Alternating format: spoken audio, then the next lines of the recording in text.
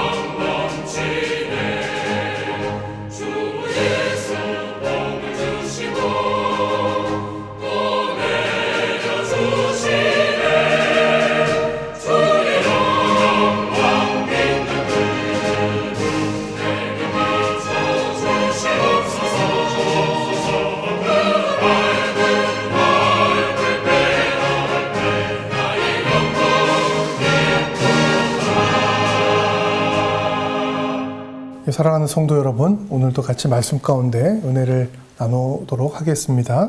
같이 은혜 받을 말씀은 마태복음 15장 21절부터 28절까지 말씀입니다. 31절까지 같이 생각을 할 텐데 봉독은 28절까지 하겠습니다. 예수께서 거기서 나가사 두로와 시돈 지방으로 들어가시니 가나안 여자 하나가 그 지경에서 나와서 소리질러 이르되 주 다윗의 자손이여 나를 불쌍히 여기소서. 내 딸이 흉악하게 귀신 들렸나이다 하되 예수는 한 말씀도 대답하지 아니하시니 제자들이 와서 청하여 말하되 그 여자가 우리 뒤에서 소리를 지르오니 그를 보내소서. 예수께서 대답하여 이르시되 나는 이스라엘 집에 잃어버린 양 외에는 다른 데로 보내심을 받지 아니하였노라 하시니 여자가 와서 예수께 절하며 이르되 주여 저를 도우소서. 대답하여 이르시되 자녀의 떡을 취하여 개들에게 던짐이 마땅하지 아니하니라. 여자가 이르되 주여 올소이다마는 개들도 제 주인의 성에서 떨어지는 부스러기를 먹나이다 하니 이에 예수께서 대답하여 이르시되 여자여 내 믿음이 크도다. 내 소원대로 되리라 하시니 그때로부터 그의 딸이 나으니라. 아멘. 어느 도사의 이야기 들어보신 적 있는지 모르겠습니다. 상당한 그 무술의 고수였는데 어떤 제자가 도사를 찾아온 거예요. 그래서 찾아왔더니 이 스승께서 제자로 삼아준다 하면서 일단 마당 청소하고 물을 끓이라고 밥을 하라고 시켰습니다. 당연히 했죠. 오늘도 밥을 짓고 마당을 쓸고 내일도 밥을 짓고 마당을 쓸고 하루 이틀, 한 달, 두 달, 1년, 2년, 10년 동안 아무것도 안 가르쳐주고 마당만 쓸고 밥만 지었다 이거예요. 발차기라도 한번 가르쳐주고 주먹 쥐는 비법이라도 가르쳐 주셔야 되는데 10년 동안 도만 닦았다. 왜 이러십니까? 이렇게 물었대요. 그랬더니 이것이 나의 가르침의 비결이다. 뭐 이런 이야기 있죠. 특별한 내용을 가르쳐 주어야 되기 때문에 특별히 너를 준비시켜 왔다. 뭐 이렇게 말했다는 이야기입니다. 오늘 이 본문에 나오는 말씀을 우리가 들어보면 참 이해가 안 됩니다. 왜 이러셨을까? 예수님의 입에서 개라는 단어가 나온다는 상상을 우리가 할 수 있습니까? 26절에 자녀의 떡을 취하여 개들에게 던짐이 마땅하지 않다. 여기서 말하는 개는 여자도 그렇게 들었죠. 개들도 제 주인의 상에서 떨어지는 부스러기를 먹습니다. 아니 뭐 의도가 어찌됐든 간에 여자가 듣기에 자기 보고 한 얘기를 들은 거예요. 그러면은 예수님이 이 가나안 여인 보고 개라고 하게 된 거죠. 왜 그러셨을까? 아주 특별한 내용을 전달하시기 위해서 아주 충격적이고 특별한 방법을 예수님이 쓰신 것으로 봐야 되겠습니다. 자, 그러면 이 말씀을 통해서, 이 사건을 통해서 예수님이 또 이 성경이 우리들에게 가르쳐 주고자 하시는 특별한 내용이 무엇인가? 얼마나 중요하고 특별하기에 이렇게 상상하기 어려운 방식으로 예수님이 행동하셨을까? 관심을 갖지 않을 수가 없습니다. 자, 일단 오늘 이 말씀을 잘 이해하기 위해서 본문을 좀 볼 필요가 있죠. 제일 중요한 건 21절입니다. 이 스토리의 시작입니다. 예수께서 거기서 나가사 두로와 시돈 지방으로 들어가셨습니다. 두로와 시돈 지방, 이스라엘 땅이 아닙니다. 자, 거기서 나가사 그랬는데요. 여기서 말하는 거기가 바로 이스라엘 땅을 의미합니다. 자, 오늘 이 말씀의 가장 중요한 배경은 바로 이 여인이 가나안 여인이잖아요. 이스라엘 백성이 아니라 이방인이라는 것입니다. 두로와 시돈 지방에 살던 이방인. 예수님의 사역이 드디어 이 마태복음 15장 21절에서 이스라엘 갈릴리 지방이 아니라 그 이방 땅까지 확장이 된 것입니다. 마태복음 4장 14절부터 16절을 보면 예수님의 사역이 이스라엘에 국한되는 것이 아니라 바로 이방 땅에도 전해질 것이라는 말씀이 나옵니다.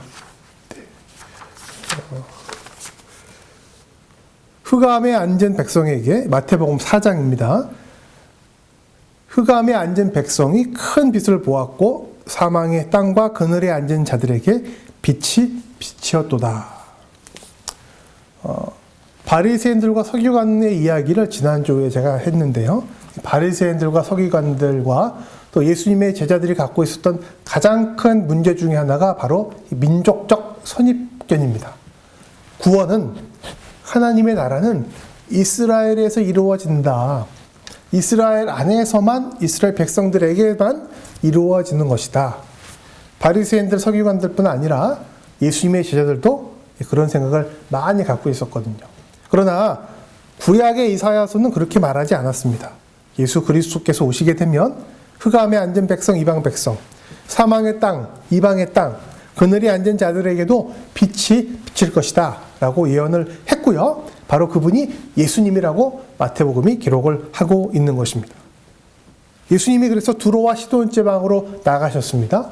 그리고 그곳에서 벌어진 첫 번째 인물 사건이 바로 오늘의 이 가나안 여인의 딸을 고쳐주시는 일입니다. 자, 그래서 가나안 여인이요, 그냥 예수님께 찾아온 게 아니라 예수님을 이렇게 부르죠. 주 다윗의 자손이여, 나를 불쌍히 여기소서. 이제 예수님이 예루살렘 들어가실 때 호산나 다윗의 자손이여 이렇게 찬양했죠. 예루살렘 시민들이. 그때 다윗의 자손이여 하는 거하고요, 이 가나안 여인이 지금 예수님께 다윗의 자손이여 하는 건 좀 다른 겁니다. 다윗의 자손 주님, 나를 불쌍히 여기소서. 내 딸이 흉악하게 귀신 들렸나이다. 이 말은 다윗의 자손 이스라엘 왕이신 예수님, 저는 아닌데, 저는 가나안 여인이고 저는 자격이 없고 저는 이방인인데, 그런데 나를 불쌍히 여기소서. 그런 표현이 겁니다. 이 여인은 알고 있어요. 나는 자격이 없을 수 있다는 거. 나는 이스라엘 백성이 아니라는 거. 당신은 다윗의 자손이라는 거 알고 있어요. 그런데 나를 불쌍히 여기소서 한 겁니다. 예수님이 어떻게 반응하셨죠? 한 말씀도 대답하지 아니하셨습니다. 23절. 한두 번 이야기하고 조용한 소리로 부탁한 게 아니라 큰 소리로 부탁하고 계속 외치니까요. 예수님이 대답하실 만한데 말을 안 하신 거죠. 그러자 제자들이 말을 합니다.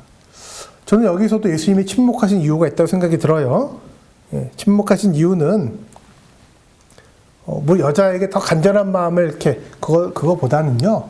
제자들이 반응하게끔 유도하신 것 같아요. 예수님이 한 말도 안 하시니까 제자들이 드디어 참지 못하고 말을 한 거죠. 뭐라 그랬습니까? 23절에 예수님 좀 고쳐주시죠. 이렇게 말해야 되잖아요. 예수님 참 안 됐는데 좀 신경 좀 쓰시죠. 이렇게 얘기해야 되잖아요. 23절에 제자들이 뭐라 그랬냐면 제자들이 와서 청하여 말하되 그 여자가 우리 뒤에서 소리 지르니 그냥 보내십시오. 우리 지난번에 생각했던 오병이어의 기적하고 비슷합니다. 이 무리가 이렇게 많은데 배고프다고 난리인데 빨리 마을로 보내가지고 해결합시다. 책임 회피했죠. 이건 더 심각합니다. 여자가요, 다윗의 자손 주님 우리 딸 고쳐주세요. 계속 소리 지르니까 제자들이 뭐라 그랬어요? 저 여자 보내세요. 소리 지르니까 시끄럽습니다. 제자들이 갖고 있는 바리새인들 못지않은 이 민족적 선입견이 그대로 드러나는 장면입니다. 제자들에게 반응을 유도하신 것 같아요. 침묵하심으로. 자, 그리고 제자들이 정말 이런 말 하면 안 되죠. 여러분, 우리가 뭐 이스라엘 백성이라고 여러분 생각하십니까? 이스라엘 사람들이 볼 때는, 유대인들이 볼 때는 우리 한국 사람들도 이방인이에요. 가나안 여인의 입장에 우리가 가깝다고요. 근데 이렇게 우리가 간절하게 예수님 앞에 나와서 이야기하는데 예수님과 가깝다고 하는 사람들이 말이에요. 예수님 저 좀 가라 그러십시오. 얼마나 서운하겠어요. 그러면 이 예수님이 뭐라 그러셔야 되죠? 너희들 그러면 안 된다. 저것도 여기 있는 사람들도 다 긍휼이 필요한 영혼들이다. 이렇게 말해야 되잖아요. 24절에 예수님이, 여기 24절은 제자들에게 한 말씀이에요. 나는 이스라엘 집에 잃어버린 양 외에는 다른 데로 보내심을 받지 아니하였다. 이건 또 무슨 말씀이에요? 제자들이 그렇죠. 이스라엘 집에 잃어버린 양에게만 오신 것이죠. 저 여자는 가라 그러세요. 이런 얘기입니다. 자, 이 24절에 예수님이 말씀하시는 이 말씀을 어떻게 이해하느냐가 민족적인 선입견에 갇혀있는 제자들과 예수님의 차이인 것입니다. 예수님 말씀은 맞는 말씀입니다. 이스라엘의 집에 잃어버린 양 외에는 다른 데로는 보냄받지 아니했다 이러셨어요. 자, 여기서 뭐가 문제가 되냐면 누가 이스라엘 집에 잃어버린 양이냐, 이게 문제인 겁니다. 오늘 이 두로와 시돈 지방에서 우리 주님은 이것을 제자들과 또 우리들에게 가르쳐주고 싶으십니다. 누가 이스라엘 집에 잃어버린 양, 곧 예수님이 보냄받은 구원의 대상이냐 이겁니다. 누가 성도냐, 누가 하나님 나라의 백성이냐를 말씀해주고 싶으신 것입니다. 누가 이스라엘 집에 잃어버린 양이죠? 두 가지 조건 충족이 돼야 돼요. 첫째는 이스라엘, 두 번째는 잃어버린 양. 제자들에게 이스라엘은요, 아브라함의 자손, 다윗의 자손만 이스라엘 자손이에요. 사마리아를 안 갈라 그랬잖아요. 혼혈됐다고. 이 가나안 여인은 이스라엘 집에서 탈락입니다. 그러니까 예수님이 23절, 24절에서 이 말씀하시니까 제자들은 맞습니다. 그랬을 것 같아요. 근데 예수님은 그게 아니라는 거죠. 이스라엘 백성들만 하나님이 구원하시는 백성이면 오늘 두로와 시돈에 오실 이유도 없어요. 자, 두 번째는 잃어버린 양이어야 됩니다. 잃어버린 양은 어떤 사람들이죠? 그 모습이 나옵니다. 25절에 여자가 이제 옵니다. 23절, 24절은 제자하고 예수님이 하신 대화예요. 여자가 와서 말하기를 예수께 절하며 이르되 주여 저를 도우소서. 그때 여자에게 대답하십니다. 자녀의 떡을 취하여 개들에게 던짐이 마땅하지 아니한데. 얼마나 기분 나빠요. 이런 경우가 어디 있어요. 제자들은 맞습니다, 맞습니다라고 뒤에서 고개를 끄덕거렸을 것 같아요. 가난 안 되지 이렇게. 그때 여자가 27절에서 이야기합니다. 주여 올소이다마는 개들도 자기 주인의 상에서 떨어지는 부스러기를 먹습니다. 그거라도 저는 필요합니다. 이게 잃어버린 양입니다. 예수님이 찾으시는, 하나님의 예수님을 보내신 그 대상, 이스라엘 집에 잃어버린 양은 어떤 사람들이냐면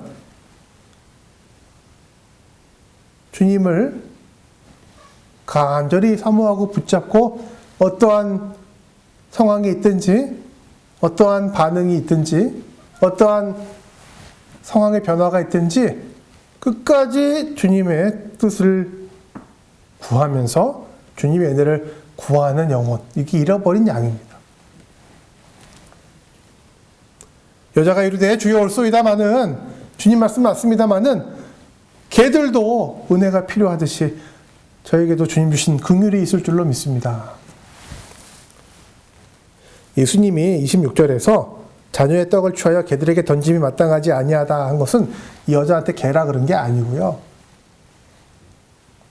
이렇게 바리새인들이, 이렇게 내 제자들이 생각하는데 어떠냐, 이렇게 이 여인의 신앙 고백을 가능할 수 있도록 하는 기회를 주신 것입니다.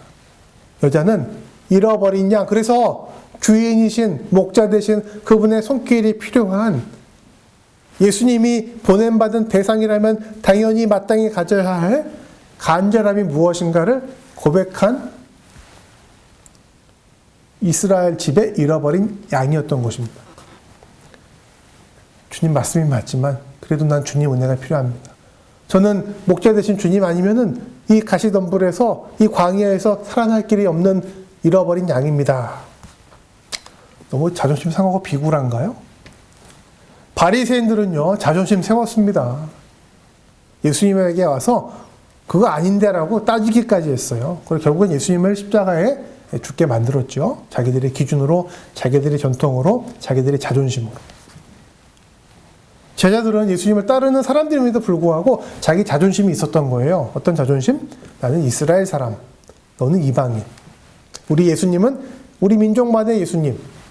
자기 기준, 자기 선입견, 자기 자존심. 자기 자존심이요, 자기 자격이요, 자기 기준이요, 그런 사람들은요, 잃어버린 양이 되지가 않아요. 분명히 자기가 있어야 될 우리를 떠나서 이리에게 곧 잡혀 먹힐 수 있는, 꼭 굶주려 죽을 수 있는 광야의 내동댕이 쳐져 있는데 거기서 자존심을 세우는,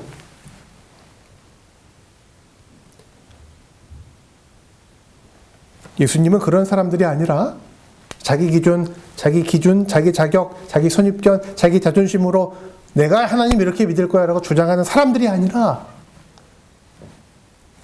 이스라엘 집에 잃어버린 양에게 보냄받으신 것입니다. 사랑하는 성도 여러분, 저와 여러분은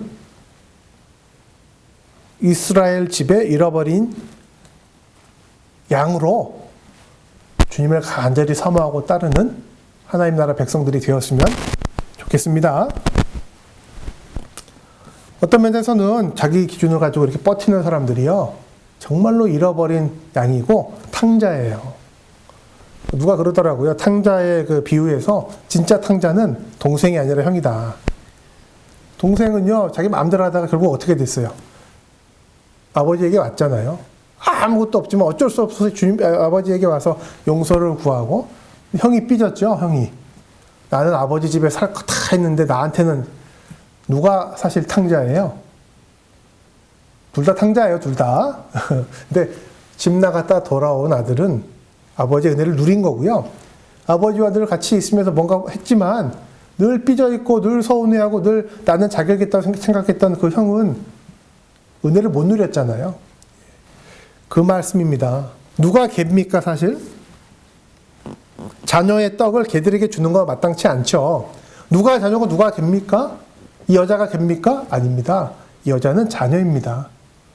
아브라함의 자손인 것이 이스라엘의 기준이 아니라 예수 그리스도를 주로 고백하는 것이 아브라함의 자손 이스라엘 백성의 기준이에요. 성경은 그렇게 가르칩니다. 간절한 마음으로 나의 문제와 나의 자격 없음과 나의 죄를 고백하고 주님, 저 개 같은 사람일 수 있지만 저에게 부스러기라도 은혜가 정말로 필요합니다 얘기하는 사람이 주님의 은혜를 받아 누리는 구원의 은혜의 대상이 되는 것이고요. 그렇게 하지 않고 자기 기준, 자기 선입견을 가지고 내가 자격이 있지 나만 돼 이렇게 얘기하는 바리새인 서기관 또 이 본문에 나오는 제자들이 사실상 개지요, 개.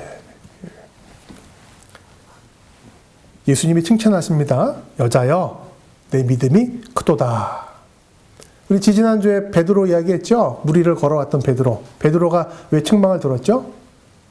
믿음이 작은 자여, 왜 의심하였느냐? 믿음이 작은 자가 뭐라 그랬죠? 예수님을 붙잡고 예수님께 순종하기 위해서가 아니라 뭔가 해보려고 무리를 걸어왔던 베드로. 자기 과시, 자기 의. 믿음이 작은 거거든요. 예수님만이 아니라 다른 것이 섞여 들어갈수록 그 믿음은 작은 믿음입니다. 오늘 여자가 큰 믿음으로 칭찬받습니다. 베드로랑 대조가 됩니다. 왜 큰 믿음이죠? 다른 거 없어요. 다른 불순물이 없어요. 내세울 게 없어요. 자기도 알아요. 난 아무것도 없는데 부스러기에서 떨어지는 은혜가 필요합니다라고 하는 이 간절함. 예수님 밖에 없음. 이게 큰 믿음입니다. 결과물이 크고 작음을 결정하는 게 아니죠. 뭡니까? 주님만. 아니면 주님 플러스 무엇. 그 차이입니다. 사랑하는 성도 여러분, 말세가 가까이 올수록 우리 주님께서 어디에서 내가 믿음을 보겠느냐 하셨습니다. 어떤 믿음이요? 큰 믿음이요. 큰 믿음이 뭡니까? 주님만 사모하고 그 은혜만 간절히 바라는 것이 큰 믿음입니다. 혈통적인 정통성, 우리의 전통, 우리의 신앙의 연륜, 우리 교회의 직분, 귀한 것입니다. 감사의 제목입니다. 그러나 그것에 우리 믿음을 놓을 수는 없습니다. 예수님께 놓아야 됩니다. 칭찬받는 믿음을 가진 저와 여러분 되길 원합니다. 우리 성령교회 성도들을 봤더니 너희의 믿음이 크도다. 내 소원대로 되리라. 문제의 해결, 우리의 해결이 아니라 하나님의 뜻대로 해결되는 은혜를 누리는 큰 믿음의 사람들이 되길 원하는데요. 큰 믿음의 사람이 되기 위해서는 좀 내려놓고 좀 내어드리고 주님뿐입니다. 여인처럼 간절히 고백하는 우리의 고백이 회복되어야 합니다. 그러한 새로운 기회와 새로운 부름으로 우리에게 믿음을 자라게 하시려고 하는 은혜를 우리 주님께서 주실 줄로 믿습니다. 그 기회에 내가 개래 이렇게 하는 게 아니라 주님밖에 없습니다. 겸손하게 더 간절하게 그 은혜를 구하는 큰 믿음의 사람들 저와 여러분 되길 원합니다. 기도합니다. 하나님 아버지 감사합니다. 어려운 시기에 주님 앞에 바른 믿음, 큰 믿음, 주님께서 칭찬하시는 믿음을 고백할 수 있는 저희 모두가 되게 하여 주시옵소서. 이스라엘의 잃어버린 양에게 생명의 떡을 주시기 위해서 오신 주님의 그 은혜를 간절히 사모하며 그 은혜만 사모하며 주님 앞에 예배드리고 헌신하고 삶을 내어드리는 저희 모든 성도들 되게 하여 주시옵소서. 예수 그리스도의 이름으로 기도합나이다.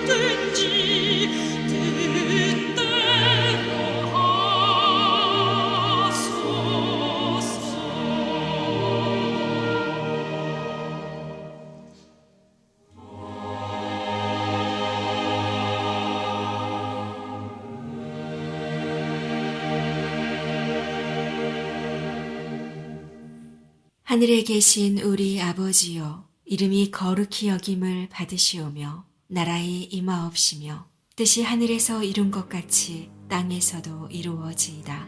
오늘날 우리에게 일용할 양식을 주옵시고 우리가 우리에게 죄 지은 자를 사하여 준 것 같이 우리 죄를 사하여 주옵시고 우리를 시험에 들게 하지 마옵시고 다만 악에서 구하옵소서.